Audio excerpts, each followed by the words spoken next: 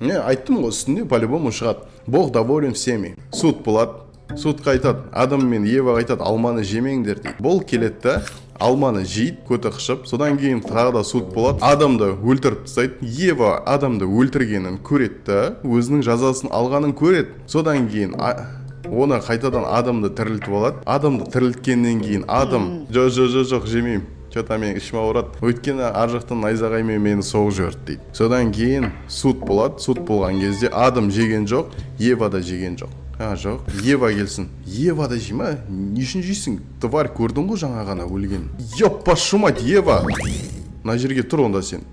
Сен мына жерде тіріледі. Ева келеді. Жоқ, мен жемеймін дейді. Екеуіне де алманы жемең дейді. Міне найзағаймен ұрғанын көрген Ева да алманы жемейді. Содан кейін үстінде циркуль довольны болады. Раскаяние. Адам өзінің махаббаты қалай өліп жатқанын көріп тұр. Ең алғашқы ғашықтардың бірі мына жерде суд болады. Болған кезде Адам мен Еваға айтады, алманы жемеңдер дейді. Бірақ мына жерде Люцифер келеді да, өзінікін тыға бастайды. Давай алманы жек көр дейді. Алманы жейді. Содан кейін суд болады. Жоқ, мына жерде Адам жемейді, Ева жейді. Ева жегеннен кейін Адам тұрған кезде Еваны өлтіреді. Мен саған алманы жеме дедім ғой деп. Сол кезде Адам өзінің ғашығы өлгенін көреді. Адам видит, что его любовь умирает из-за него. Тағы да бір ачивка. Адам өзінің махаббаты Адамның кесірінен өліп жатырғанын көреді дейді. Онда мынаны алып тастай тұрайық. Ева жемейді, қара. Адам келеді, Люцифер оны азғырады. Содан кейін ол алманы жейді. Алманы,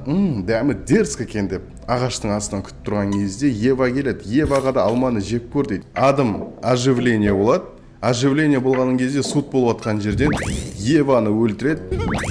Адам видит, его любовь умирает из-за него. Міне көріп тұрсың ғой, міне махаббатың сенің кесіріңнен өлді. Менің мына жерде құрастырып отырған историям бәрі дұрыс. Адам өледі, оживление болады. Мен мүмкін мынаның орнына уже бізге айтып қойды ғой жоғарыдан болмайды деп. Мына жерде босқа тұрған жоқ, мына сценаны қолдануымыз керек.